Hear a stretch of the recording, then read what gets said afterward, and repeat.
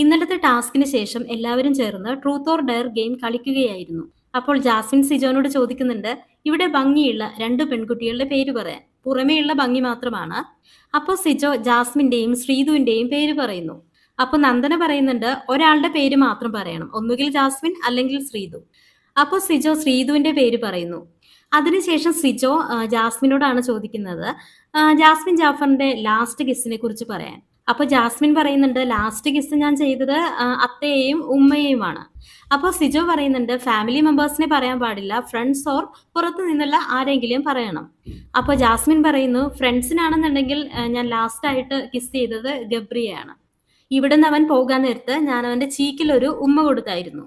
എന്നാൽ ഏഷ്യാനെറ്റിന്റെ യൂട്യൂബ് ചാനലിൽ വന്ന ഈ ഒരു വീഡിയോന് താഴെ ഒരുപാട് ആളുകൾ വിമർശിച്ചുകൊണ്ട് കമന്റ്സ് ഇട്ടിരുന്നു.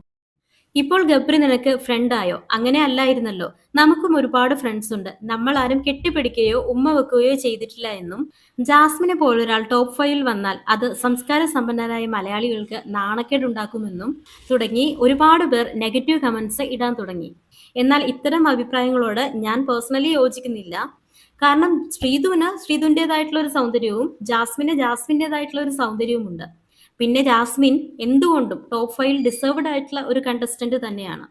കാരണം ഷോയെ സംബന്ധിച്ച് കണ്ടന്റ് തന്നെയാണ് പ്രധാനം. ബിഗ് ബോസ് സീസൺ 6 ഇത്രയും പേർ കാണാനും TRP കൂടാനും ഒരു പ്രധാന പങ്കുവഹിച്ച ഒരാൾ തന്നെയാണ് ജാസ്മിൻ. അത്യാവശ്യം ആക്റ്റീവ് ആണ്, എല്ലാ ടാസ്കുകളും വളരെ നന്നായി തന്നെ ചെയ്യുന്നുമുണ്ട്.